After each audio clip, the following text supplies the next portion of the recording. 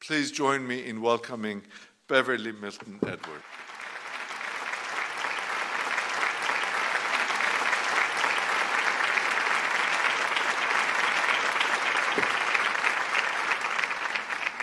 Good evening, everybody, and it's such an honor and a pleasure to be here and to be a guest of CIRS at Georgetown University here in Doha, Qatar, and to give this address as we celebrate the launch of the book Contemporary Politics in the Middle East. Just as we were waiting here this evening, I was chatting with a good friend of mine, and we were talking about book launches, and I was saying, you know, I feel so spoilt here in Doha, spoilt by the hospitality and the friendliness and the wonderful catering and the prospect of catering. Imagine listening and then getting to eat afterwards. So hopefully some of the senses being fulfilled. And the reason why I'm so excited in particular is that although this is the 4th edition of this book, I never got to launch any of the earlier editions. So this is a very special moment for me. And I'd like to take this opportunity to not only give my profound thanks to Mehran for the introduction this evening, but also for the incredibly generous endorsement of this book that he wrote for me. In fact, Mehran, so generous was your endorsement that the publishers especially wrote to me when they were producing the book and typesetting the book and said, normally we just send authors, or we just let the authors see the edited highlights, but we wanted to send you the endorsement in full so that you could see for yourself. So personally, I'd really like to extend a huge thanks to you, to the colleagues at Georgetown, many of whom are here, who I consider to be great friends, and of course to my dear family at the Brookings Doha Center, many of whom are here this evening, who throughout my time in Qatar have been hugely supportive in my research and work. And also, wow, thank you to you, the audience. Some of you, I know, have been readers and fans of the book in its earlier edition. For example, Ambassador, Your Excellency, Christian Tudor, who's here this evening, who, in fact, came and sought me out at Brookings shortly after I arrived here and informed the director, Tariq Youssef, that he needed to see me because he'd read the book.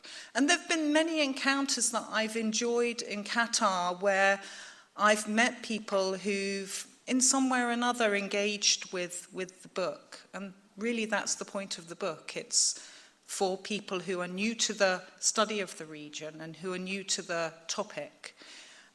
So the ambition is modest. It's really about understanding and helping to frame understandings of the region. So thank you. It's a pleasure for me to be in such august company, and I'm sure that we'll be able to enjoy a good old piece of, as we like to say in Northern Ireland, some good crack afterwards in the question and answer discussion. Now, unlike many of my other colleagues in academia, there's always a sense of timeliness about the politics of the Middle East. Doesn't matter what day of the week it is, what time of year it is, the Middle East is always in the headlines. Unlike my colleagues who used to work on the Soviet Union, there's not much for them to talk about these days. And unlike my colleagues who've been involved in studying the politics of the conflict in Northern Ireland, things move on. But in the Middle East, there's an eternal timeliness and pressing sense of the issues. And of course, that's one of the reasons why so many people outside the region are engaged to know. Think of the Twitter sphere. Gosh, topicality. I typed in Middle East just earlier today. Trump meet hashtag. Of course, we have to talk about that when we talk about the Twitter sphere. Hashtag Trump meets Crown Prince. Hashtag Jesus was born in the Middle East. 15 years since the US-led invasion of Iraq. Morocco and Oman are the oldest allies of America in the Middle East. Jared Kushner, peace, pay. Tunisian Jewish children at school in the 1950s. Arab leaders and secret yacht summits. Israel is America's greatest ally in the Middle East. Elon Musk drinking absinthe in Israel. Richard Dawkins to bring his atheist crusade. I had to tweet back and say, surely an oxymoron. Christianity close to extinction in the Middle East. This is how the world engages with the Middle East. And in particular, we see that there's an American preoccupation with the region that we don't find if we type in Africa or Asia. Similarly, the headlines from around the region. In Algeria, they're commemorating Victory Day, recalling the sacrifices of 1.5 million glorious martyrs who fought the colonizers. In Palestine, the Fatah-dominated PA security apparatus accuses Hamas of being behind a recent bomb attack in Gaza. In Jordan, the government is imposing austerity measures, and there are protests. In Syria, the Turkish army and its allies seize control of Afrin, and of course, the news coming out of eastern Ghouta. In Lebanon, debates about forthcoming parliamentary elections and headlines of fighting corruption and calling for transparency. Libya, fears of renewed clashes between armed militia in Tripoli. I could go on. There isn't a part of the region that doesn't evince these pressing and important issues. And this is what I try to capture in the book, to frame in the book. And in the 10 chapters of the book, which cover issues of colonialism, political economy, conflict and lack of peace, ethnicity and minorities, nationalism, women, the Arab Spring. I can't remember them all. I'm sorry, I've tried memorizing them. I'm not going to talk about all 10 chapters this evening, you'll be pleased to know. But what I do want to do, I guess, is start by telling you how personal this book is for me. You know, I've spent the best part of 30 years in the Middle East as a researcher and as an academic at home in Northern Ireland, teaching courses on the politics of the Middle East to, over the years, literally thousands of students. And the book is also, I'm really proud to say, adopted on courses at prestigious universities, including, of course, Georgetown here. So I have many experiences of the region, personal experiences of the region. I've been in the region for some of the most pivotal political moments in recent times, being caught up in events where leaders have been assassinated, where regimes have crumbled, populations have revolted, and peace, on occasion, may have looked possible. And because of those field experiences, I was, as Mehran pointed out, I was afforded the opportunity to be able to make small contributions, in particular to the management of conflict and the achievement of peace, because I do believe that the Middle East deserves peace.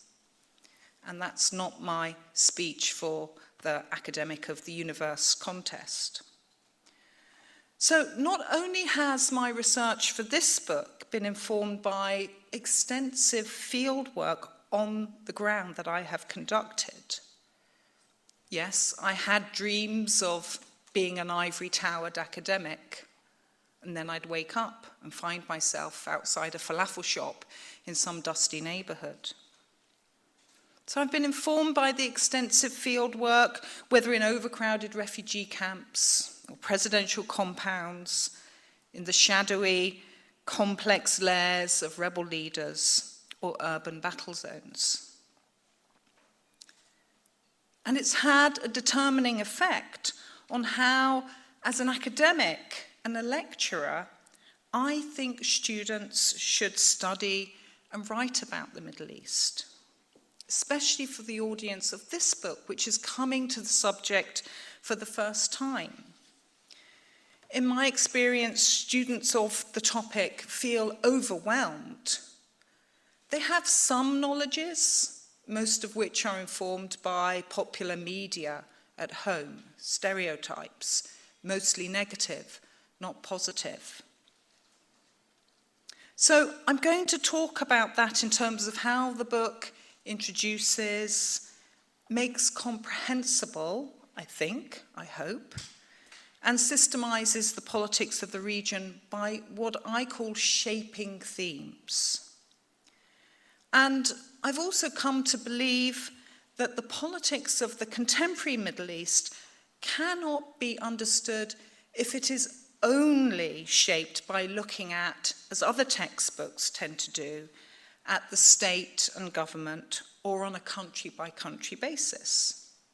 And this is why in the years, decades, even of research that inform this book, I have spent an awful lot of time hanging with non-state, below state, disconnected and overlooked by the state actors who manifest politics with a small p and power with a small p, locally, as well as in ways that transcend the state and the geographic locales that they are situated in. The groups, the actors, the individuals that I have researched include youth activists connected across borders, virtually through social media, armed groups frequently linked through weapons transfers and common cause. If there was time, I would tell you, in fact, about the time that I was on a rooftop in the Gaza Strip with a member of one of those armed groups who handed me what I then discovered were highly explosive materials, as if it was a piece of bread or a cup of tea. I've also spent time with civil society actors, professional associations, religious groups, and women's activists and associations.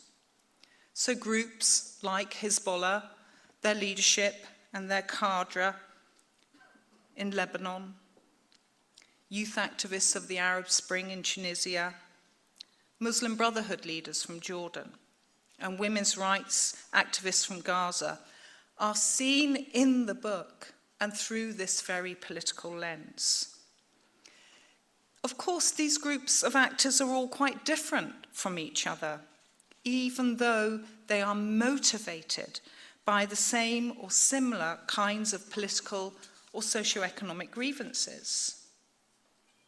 In large swathes of this region, they also symbolize the distance between the state, the modern state, and the people.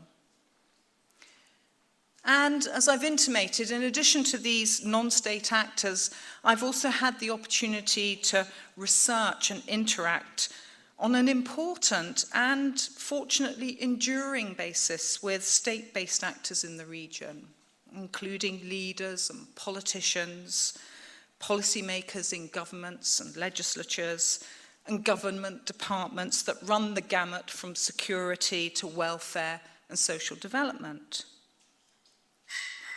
As a researcher, I think this gives you an insight into rivalries, resource constraints, bureaucratization, corruption, and foreign policy, and interactions of states in the Middle East with Western policymakers and politicians, as well as the all-important and increasingly emphasized security dimension. So over the decades, this has meant that my research has charted the rise and collapse of state nationalist projects, the fixation with what I call strongman politics, and the tragic consequences of states waging wars against their own populations or against other states in the region in order to distract from the problems at home. Now, one thing has really struck me when I talk to ordinary people in the region, and that is issues. Issues such as regional wealth, inequality, labor mobility and unemployment, Islamism, the Palestinian-Israeli conflict, and the US in the Middle East.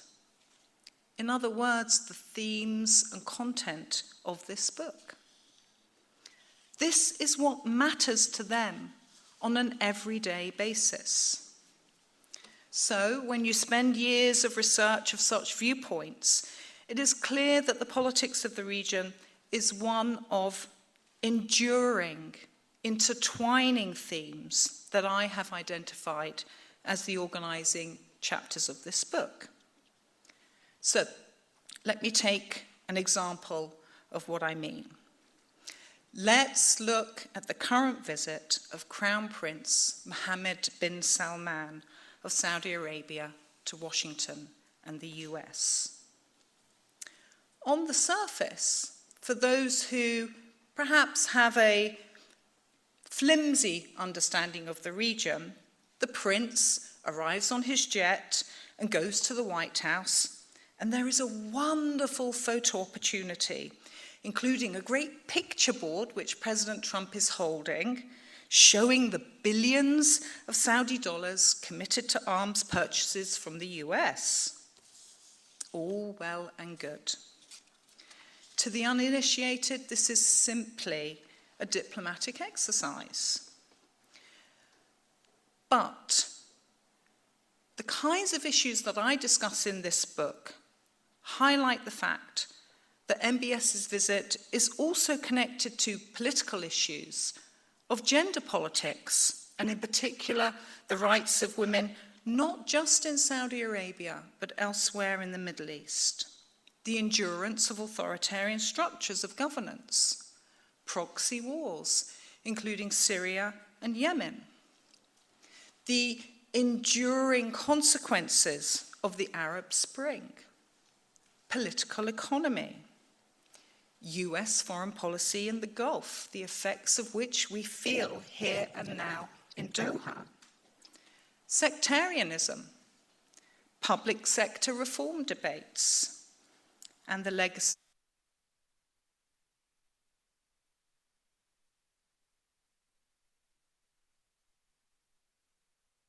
Moreover, for those who come to the subject from a Western standpoint, to understand these competing and compelling political dynamics. For example, the extent to which religion, and specifically Islam, as I discuss in chapter 5 of the book, shapes, inspires, informs in such a diverse way the politics of the region. These are important political drivers around which not only does much Western ignorance exist, but also outright prejudice. Yet these are political belief frameworks that I believe students of the topic need to be informed by to have a better understanding of the context that the majority of the population in this part of the world experience. So the book is a way, my way, of making sense of the politics of this vast, ethnically, politically, religiously, and socio-economically diverse region. And one of the main points I make in this book is that the politics of the contemporary Middle East is not as exceptional as many in the West would have us believe. So unlike some of my esteemed colleagues at Brookings, I discount the claim that the Middle East is quite so exceptional. Now, you may be wondering what I mean by that. Aren't we always being told that the inhabitants of the region are different from us in the West and the so-called civilizational values that shape our political mores and norms? Of course we are. This is what we're always being told, that they are different from us. So let me give you an example to illustrate what I mean. And the example is, as I discuss in the book, populism and leadership. Authors of many texts on the Middle East constantly opine that the region is characterized by populist states led by people with scant regard for human rights and rule of law norms. Yet, in the last 5 years, in the US, Eastern Europe, Western Europe, and Russia, we see evidence of exactly the same kinds of populist politics and leadership styles that make the so-called Middle Eastern disposition look not so exceptional after all. Of course, it's a pity that this is an issue that is about a race to the political bottom, but I still think the point is well made. The democracy status of the West is also going into decline. And as I argue in chapter 6 of the book, the Middle East remains largely static, and leaders of the region are no longer even compelled to pay lip service to the promotion of such values.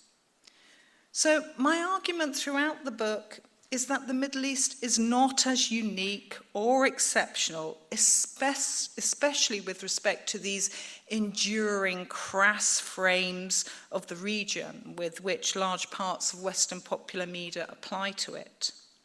Like many other regions of the globe, including Africa, Asia, and increasingly the West, the politics of the Middle East exhibits the effects of, for example, the lasting effects and the lasting legacy of colonialism,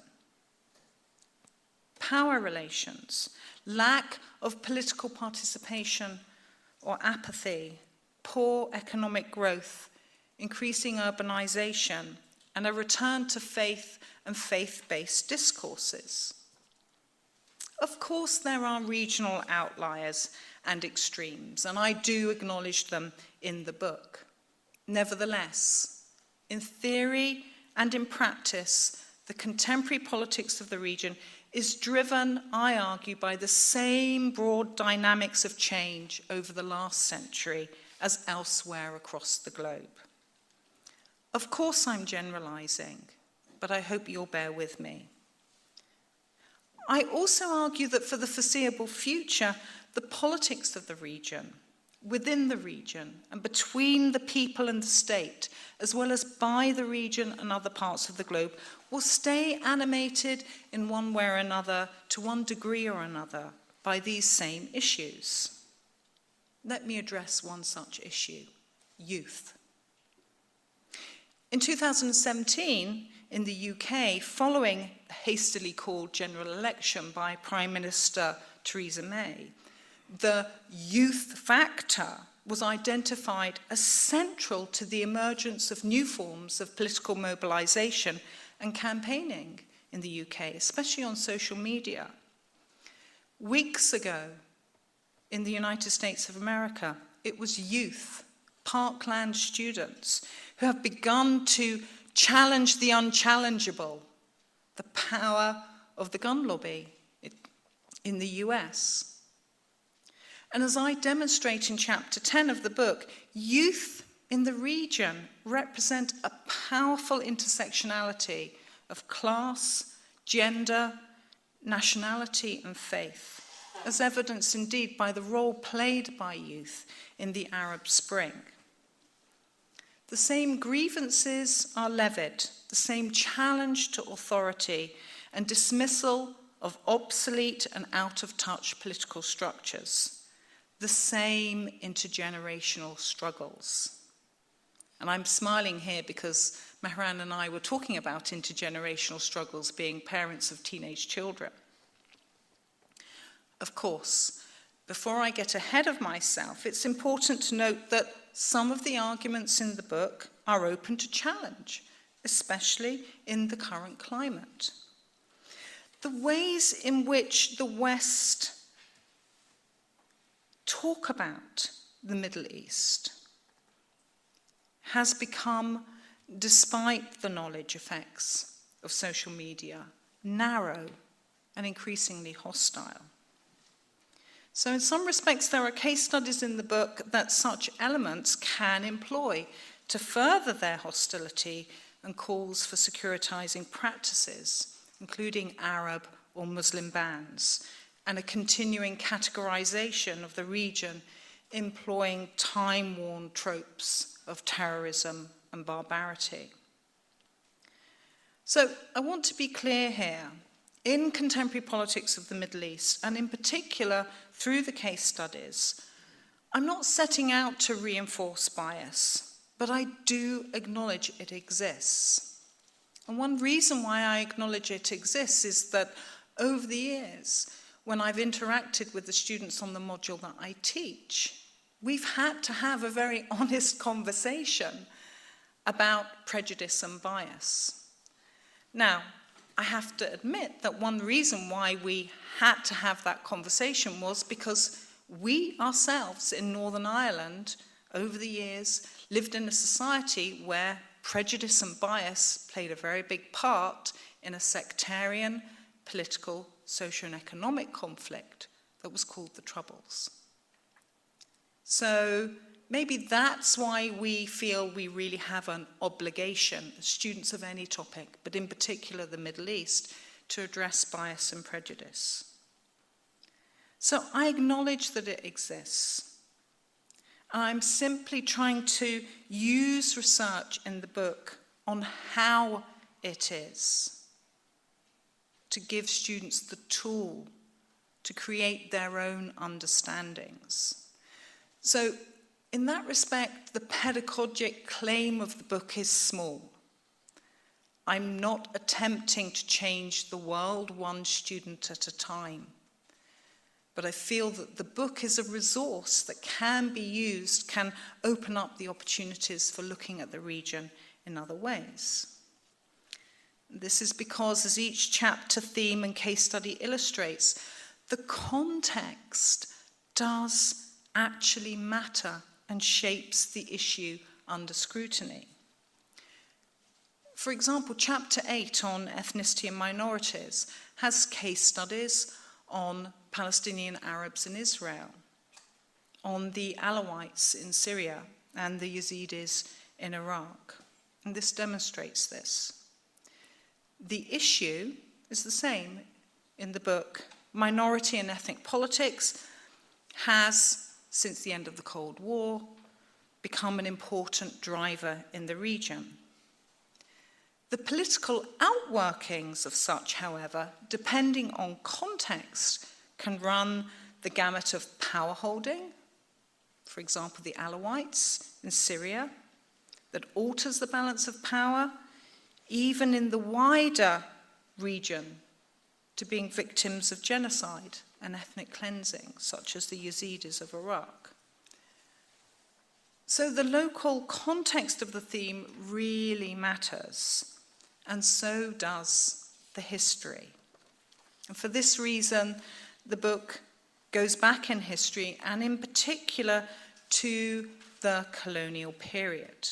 And this is because the colonial powers, especially Britain and France, were responsible for some of the founding moments of the contemporary Middle East, as I discussed in Chapter 1. They invented the modern Middle East, creating new states at the stroke of a pen. Actually, they didn't go like this, they tended to go like this. And then we always make this joke about somebody got their elbow nudged if you look at some of the little points of difference. They created new states at the stroke of a pen on maps in Whitehall.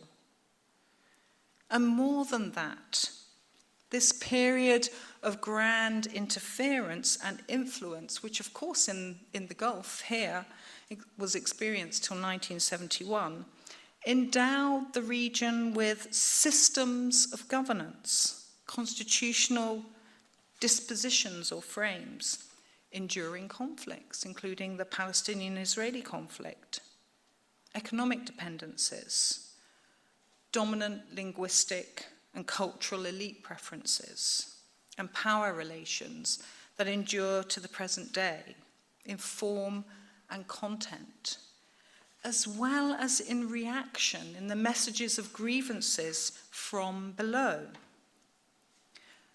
So, for so many political constituencies in the Middle East, that past is still very much present and affects their lives, especially in terms of what I call everyday insecurities. And I know that that past is very much present. Let me share an anecdote with you.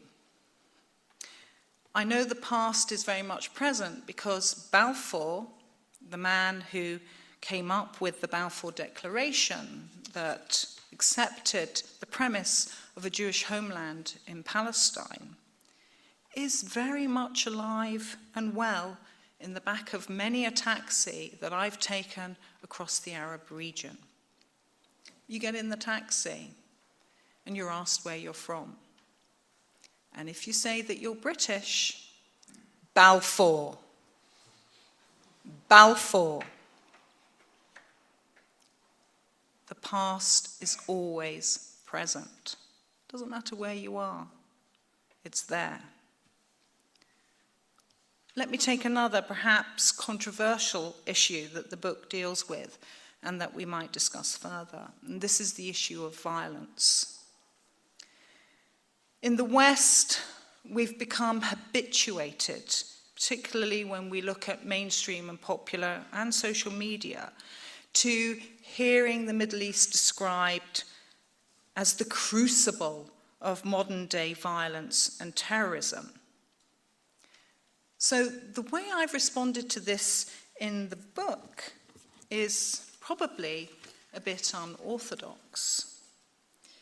If you look in the index of the book, which I hope you all do, so this is where I'm going to do my commercial plug. So if you look in the index of the book, which I hope you all do, and you've got the flyer there with the discount, which brings the cost down to a mere $15, which apparently is the equivalent of purchasing 5 cups of coffee in the Georgetown cafeteria. If you look in the index, it has to be a bargain. Come on now. It has to be a bargain. Think of the gifting. Think of the pleasure on other people's faces as you give them this book. If you look in the index of the book, you will see, if you look under T and you look for terrorism, and you look under V and you look for violence, you won't find anything. I wrote a book about the contemporary politics of the Middle East, and I don't have violence and terrorism. Well, I do. But what I do is debate and lay out issues about violence and terrorism in chapters on conflict and lack of peace, on colonial rule, on nationalism, on political Islam and political economy, and so on. This is because I believe, I don't just believe, I know that my research over the years has demonstrated this, that the conditions explain such violence and terrorism as a reaction to the politics of authoritarianism, ethnic domination, rights denied and freedoms reneged on. This is what truly explains the phenomenon of terrorism and violence in the Middle East. The last factor I will mention, you'll be pleased to know the end is in sight, is where we are today and where we go from here. And indeed, the final chapter of the book is entitled The Arab Spring and the New Era of Uncertainty. Now, I have to admit something here. I've been somewhat of a thief, because the era of uncertainty was not a phrase that I coined myself, but my dear colleague and director of the Brookings Doha Center over the past 18 months, as we've frequently sat in meetings with policymakers and other researchers and academics, as a way of bringing the discussion to an end, looping everything in, has said, it's an era of uncertainty. And fortunately for me, because he didn't copyright the phrase, I've stolen it for myself. So I say in the book, and I'm going to just quote here by way of ending, the future of the region is almost impossible to predict. Many of the issues outlined in this book, such as political economy, political Islam, the state and its rulers, will probably continue to determine the political systems which will develop over the next decade, not least of which will be the unfolding legacy of the Arab Spring, the resilience of authoritarian regimes. They will continue to be tested and challenged by the region's citizens. And if I could rewrite that center, I would put youth. The previous notion of enduring authoritarianism as key to the stability of the region has been partly debunked. New political systems and dispensations will be shaped by a number of factors, including historic legacy and tradition, elite constellations, economic development, the role of the military in the state, regional and external interests, and perhaps, more meaningfully, for the first time, the preferences of a truly enfranchised citizenry. So that's where I'll end. And thank you very much indeed for your kind attention.